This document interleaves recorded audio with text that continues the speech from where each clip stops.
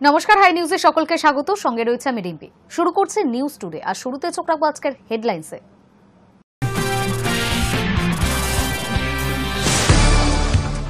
স্কুলে নিয়োগে ৩৫,৭২৬টি শূন্যপদ। শূন্যপদে নিয়োগ বিজ্ঞপ্তি এসএসসি। আগামী ৭ ও ১৪ সেপ্টেম্বর নতুন নিয়মে হতে চলেছে এসএসসি লিখিত পরীক্ষা। জনসভা থেকে মতুয়াদের সম্পর্কে অবমাননাকর মন্তব্যের চেয়ে কৃষ্ণনগরের তৃণমূল সাংসদ মহুয়া মৈত্রের বিরুদ্ধে থানায় অভিযোগ দায়ের। সাংসদের বিরুদ্ধে চিঠি গেল মুখ্যমন্ত্রীর কাছে। বনগাঁ শাখায় গড়ালো এসি ট্রেনের চাকা। রানাঘাট থেকে ট্রেনটি বনগাঁ হয়ে রওনা দেয় শিয়ালদার উদ্দেশ্যে। একই সঙ্গে শিয়ালদা কৃষ্ণনগর শাখায়ও চালু এসি ট্রেন। নতুন ট্রেন নিয়ে যাত্রীদের উৎসাহ চোখে পড়ার মতো। সনাতন ধর্মকে অসম্মানের অভিযোগ। লালবাজারে অনির্বাণের বিরুদ্ধে দায়ের এফআইআর। অনির্বাণ ভট্টাচার্য ও ব্যান্ডের বিরুদ্ধে লালবাজারে সাইবার অপরাধ বিভাগে অভিযোগ দায়ের বিজেপি। কুণাল ঘোষের বিরুদ্ধে মামলা মিঠুন চক্রবর্তী। ১০০ কোটির মানহানির মামলা। অভিযোগের পাল্টা দিলেন কুণাল ঘোষ। কমিশনের ওপর চাপ বাড়ানোর কৌশল কংগ্রেসের। ৪৩ বছর পর ব্যালট ফিরছে কর্ণাটকের স্থানীয় নির্বাচনে। সনাতন ধর্মকে অসম্মানের অভিযোগ। লালবাজারে অনির্বাণের বিরুদ্ধে দায়ের এফআইআর। অনির্বাণ ভট্টাচার্য ও তার ব্যান্ডের বিরুদ্ধে লালবাজারে সাইবারের অভিযোগ দায়ের করেছে বিজেপি। ইচ্ছাকৃতভাবে সনাতন ধর্মকে অসম্মানের অভিযোগে বিতর্ক। ট্রোলের পাশাপাশি বাংলা ব্যান্ড হুলিগানিজমের মুখ্য গায়ক অনির্বাণ ভট্টাচার্য ও ব্যান্ডের অন্যান্য সদস্যদের বিরুদ্ধে লালবাজারে সাইবার থানায় অভিযোগ দায়ের করল বিজেপি। গেরুয়া শিবিরের বক্তব্য, ব্যান্ডের প্রচারের জন্য ধর্মবিশ্বাস ও অনুভূতিকে আঘাত করা হয়েছে অনির্বাণদের গানে। পুলিশ ব্যবস্থা না নিলে অনির্বাণদের বিরুদ্ধে আদালতে ব্যবস্থা গ্রহণেরও হুঁশিয়ারি দিয়েছে বিজেপি। লালবাজার কর্তৃপক্ষ বিজেপি নেতা আইনজীবী তরুণজ্যোতি তিওয়ারির অভিযোগের কথা স্বীকার করে নিয়েছে। পুলিশের একটি সূত্র জানিয়েছে, ইমেল করে অভিযোগ করেন তরুণজ্যোতি। মেলে ব্যান্ডের গানের ক্লিপিংও পাঠানো হয়েছে। এদিকে দেরিতে হলেও অবশেষে দিলীপ ঘোষও হুলিগানিজমের হুল ফোটানো গান নিয়ে প্রতিক্রিয়া জানিয়েছেন। হুঁশিয়ারি সুরে শালীনতার সীমা অতিক্রম না করার উপদেশ দিয়েছেন অনির্বাণদের। প্রবীণ বিজেপি নেতার মন্তব্য, বাক স্বাধীনতা তো সকলের আছে, তবে শালীনতার মাত্রা যেন না ছড়ায়। রসিকতা যেন শালীনতার বাইরে না যায়, কিংবা কারুর আদর্শ বা নীতিতে আঘাত না করে, সেই বিষয়ে সতর্ক থাকা উচিত। শুধুমাত্র জনপ্রিয় এবং মনোরঞ্জনের জন্য যাকে যা ইচ্ছে বলার অধিকার কারণ নেই, সেই বিষয়ে সচেতন হওয়া প্রয়োজন। সব মিলিয়ে বৃহস্পতিবারও নেটপাড়া সরগরম হুলিগানিজম নিয়ে। এদিকে সাইবার থানার আধিকারিকেরা বিষয়টি তদন্ত করে দেখছেন। অভিযোগ খতিয়ে দেখা হচ্ছে। যদিও তরুণজ্যোতির পর্যবেক্ষণ, তার অভিযোগের ভিত্তিতে এখনও পুলিশ মামলা শুরু করেছে বলে তার কাছে কোনো খবর নেই। সেক্ষেত্রে তিনি আদালতে যাবেন। অভিনেতা অনির্বাণের বাংলা রক ব্যান্ড হুলিগানিজমের একটি পলিটিক্যাল গান সোশ্যাল মিডিয়ায় ভাইরাল হওয়ার পর থেকেই শুরু হয়েছে বিতর্ক। ৯ মিনিটের পারফরমেন্সে এসআইআর থেকে শুরু করে দেশে মন্দির মসজিদ বিবাদ, এমনকি পশ্চিমবঙ্গে সিপিআইএম এর রাজনৈতিক পতন, তৃণমূল নেতা কুণাল ঘোষের রেগে যাওয়া প্রবণতা নিয়ে ব্যঙ্গ রয়েছে সেই গানে। কুণাল ঘোষ ইতিমধ্যেই অনির্বাণের গানের ক্যামেরাবন্দি মুহূর্ত শেয়ার করে খোদ অভিনেতা, পরিচালক, গায়কের ঢালাও প্রশংসা করেছেন। সেই পোস্ট রীতিমতো ভাইরাল হয়েছে নেটপাড়ায়। তৃণমূল ছাড়া বাকি দুই শিবির অবশ্য তীব্র প্রতিক্রিয়া দেখিয়েছে। সিপিএম নিজেদের ক্ষোভ সোশ্যাল মিডিয়ায় সীমিত রাখলেও অনির্বাণের ব্যান্ডের বিরুদ্ধে এবার মামলার পথে বিজেপি। জানিয়ে নেটপাড়ায় কটাক্ষ করে বলা হচ্ছে, বাক স্বাধীনতা নিয়ে যারা বড় বড় কথা বলে, তারাই এখন বাক স্বাধীনতা হরণ করতে এসেছে। Hi News network.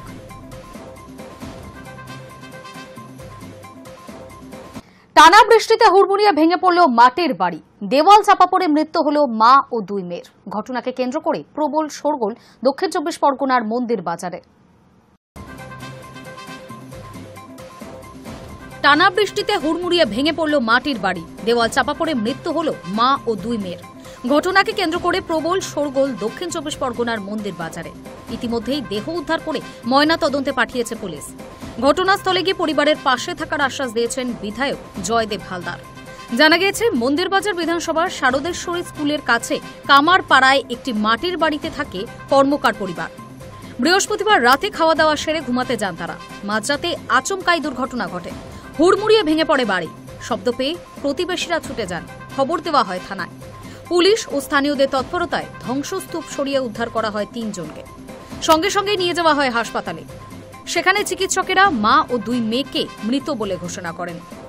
জানা যাচ্ছে, বাড়ির জন্য সরকারি প্রকল্পের প্রথম কিস্তির টাকা পেয়েছিলেন কর্মকাররা। তবে বৃষ্টির জন্য ঘরের কাজে একটু দেরি হচ্ছিল। ঝুঁকি নিয়েও দুর্বল বাড়িতেই থাকছিলেন তারা। কয়েকদিনের টানা বৃষ্টির জেরে বাড়ির অবস্থা আরও খারাপ হয়, যার পরিণতি হল ভয়ঙ্কর। খবর পেয়েই ঘটনাস্থলে ছুটে যান মন্দির বাজারের বিধায়ক জয়দেব হালদার। ওই পরিবারের পাশে থাকার আশ্বাস দিয়েছেন তিনি। এই প্রথম নয়, চলতি বছরে বৃষ্টিতে বাড়ি ভেঙে একাধিক প্রাণহানির ঘটনা ঘটেছে। Hi News network.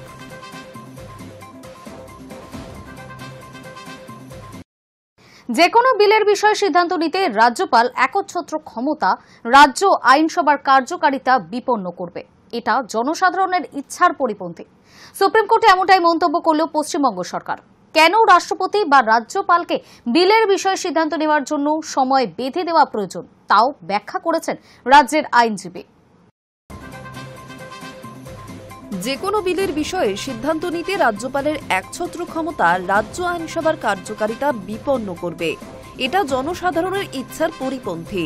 সুপ্রিম কোর্টে এমনটাই মন্তব্য করল পশ্চিমবঙ্গ সরকার। কেন রাষ্ট্রপতি বা রাজ্যপালকে বিলের বিষয়ে সিদ্ধান্ত নেওয়ার জন্য সময় বেঁধে দেওয়া প্রয়োজন, তাও ব্যাখ্যা করেছেন রাজ্যের আইনজীবী কপিল সিব্বল। বুধবার শীর্ষ আদালতের প্রধান বিচারপতি বি.আর. গবাইয়ের নেতৃত্বাধীন বেঞ্চে এই সংক্রান্ত মামলার শুনানি ছিল। পশ্চিমবঙ্গের পাশাপাশি কর্ণাটক, হিমাচল প্রদেশের আইনজীবীরাও রাজ্যপালের ক্ষমতার বিরোধিতায় সওয়াল করেছেন। রাজ্যের তরফে বলা হয়েছে, ভারতের সংবিধান রাজ্যপালকে কোনো প্রভাবশালী পদ, রাজ্যের আইনসভা বা প্রশাসনের কাজে কোনো গুরুত্বপূর্ণ দায়িত্ব দেয়নি। তিনি রাজ্যের সাংবিধানিক প্রধান।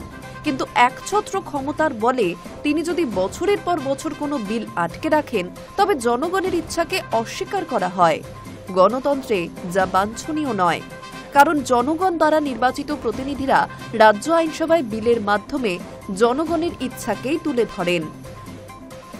রাজ্যপালের বিল আটকে রাখার ক্ষমতা তার সাংবিধানিক পরিকল্পনাকে বিপর্যস্ত করে বলে মন্তব্য করেছেন রাজ্যের আইনজীবী।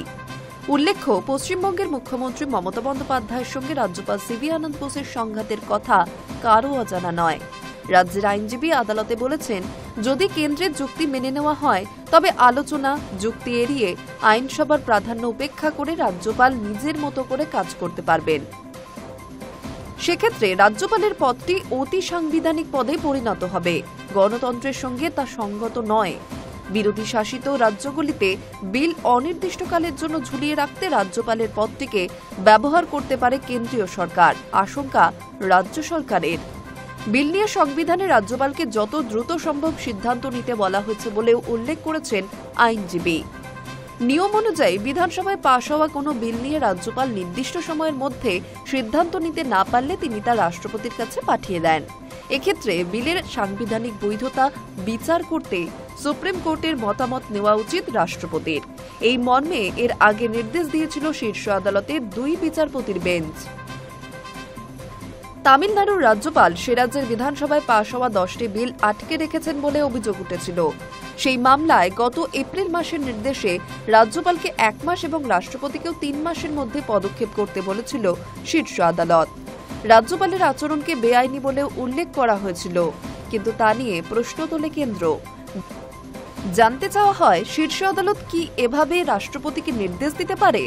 রাষ্ট্রপতি দ্রৌপদী মুর্মুও গত 13ই মে এই বিষয়ে 14টি সাংবিধানিক প্রশ্ন তুলে ধরে সুপ্রিম কোর্টের মতামত জানতে চেয়ে। এরপর সুপ্রিম কোর্ট এই সংক্রান্ত সমাধানের জন্য 5 বিচারপতির সাংবিধানিক বেঞ্চ গঠন করেছিল।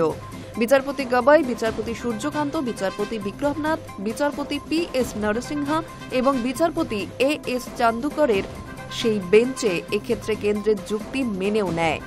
আদালতে সেই সংক্রান্ত শুনানিতে পশ্চিমবঙ্গ বিভিন্ন যুক্তি দিল। Hi News network.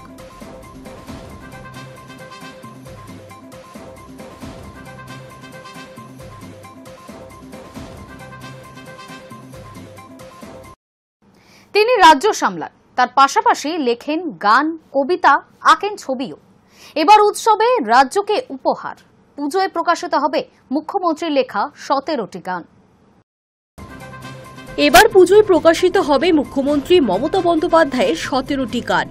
বিধানসভা স্টাফ রিক্রিয়েশন ক্লাবের অনুষ্ঠানে যোগ দিয়ে একথা জানিয়েছেন মুখ্যমন্ত্রী নিজেই। শোনা যাচ্ছে এবার কলকাতার অন্যতম বড় পুজো টালা প্রত্যয়ের পুজোর থিম সং লিখতে পারেন মুখ্যমন্ত্রী। এর আগে দক্ষিণ কলকাতার বড় পুজো সুরুচি সংঘের পুজোর থিম সং লিখেছিলেন মুখ্যমন্ত্রী। গত কয়েক বছর ধরেই সুরুচি সংঘের দুর্গাপুজোর থিম সং লিখছেন তিনি। এবার উত্তর কলকাতার অন্যতম সেরা পুজোর থিম সঙ্গে তার কথা থাকবে বলে শোনা যাচ্ছে। তবে কি গান তা জানা যায়নি। সঠিক সময় সেই গান প্রকাশিত হবে বলে সূত্র মারফত জানা যাচ্ছে। আগে সুরুচি সংঘের মাগো তোমার এত রূপ দেখিনি তো আগের মতো জনপ্রিয় গানের কথা লিখেছিলেন তৃণমূল সুপ্রিমো। 2023 সালে স্পেন সফরের সময় সেই গান লিখেছিলেন তিনি। মুখ্যমন্ত্রীর লেখা ও সুর দেওয়া গান সুরুচির হয়ে বিভিন্ন বছরে গিয়েছেন শ্রেয়া ঘোষাল, কুমার শানু, শান, জিৎ গঙ্গোপাধ্যায়, পলক মুচ্ছলের মতো বলিউডের শিল্পীরা। সব ঠিক থাকলে এইবার সেই তালিকায় জুটতে চলেছে টালা প্রত্যয়ের নামও। এছাড়াও পুজোয় মুখ্যমন্ত্রীর উপহার আরও 16টি গান। এদিকে বাংলা ভাষার উপর আক্রমণ নিয়ে বাঙালি অস্মিতায় গান বেঁধেছেন মুখ্যমন্ত্রী। লিখেছেন, ওঠো বজ্রকণ্ঠে, গাও বাংলার গান, এসো রক্ষা করো ভাষার সম্মান, যা গেয়ে শুনিয়েছিলেন মন্ত্রী ইন্দ্রনীল সেন। গান লেখার পাশাপাশি মুখ্যমন্ত্রী কবিতাও লেখেন, সে কথা প্রায় সবারই জানা। বৃহস্পতিবার একটি অনুষ্ঠানে যোগ দিয়ে তিনি জানিয়েছেন, মোট 1,500 কবিতা তিনি ইতিমধ্যেই লিখে ফেলেছেন। সেই সঙ্গে মুখ্যমন্ত্রী নিজেই জানিয়েছেন, পুজোয় এবার তার সব মিলিয়ে 17টি গান প্রকাশ পাবে। Hi News network.